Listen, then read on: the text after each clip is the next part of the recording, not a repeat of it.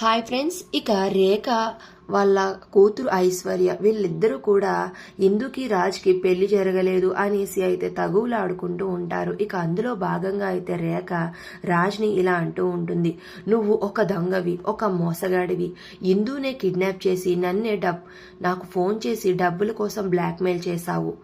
అవసరమైతే నీ తల్లిదండ్రుల్ని కూడా మోసం చేసే అటువంటి నీది ఒక వరస్ట్ క్యారెక్టర్, నువ్వేంట్రా నాకు చెప్పేది అని రేఖ అయితే రాజ్ని తిడుతూ ఉంటుంది. ఇక ఆ మాటలకి రాజ్కి చాలా కోపం వస్తుంది. కాస్త మర్యాదగా మాట్లాడండి అని రాజు అంటూ ఉంటాడు. నీలాంటి వారికి మర్యాద ఏంట్రా అని రేఖ అయితే రాజుని తిడుతూ ఉంటుంది. నీకు అసలు క్యారెక్టరే లేదు అని రేఖ అనడంతో ఇక రాజు అయితే బిడ్డను పొత్తిళ్లలో ఉన్నప్పుడే రోడ్డు పక్కన వదిలేసి వెళ్లిపోయిన కసాయి దానివి, నువ్వు నా క్యారెక్టర్ గురించి మాట్లాడుతున్నావా అని అయితే రాజ్ రేఖని అంటూ ఉంటాడు. ఇక ఆ మాటలకి అక్కడ ఉన్న వాళ్ళందరూ కూడా షాక్ అయిపోతారు.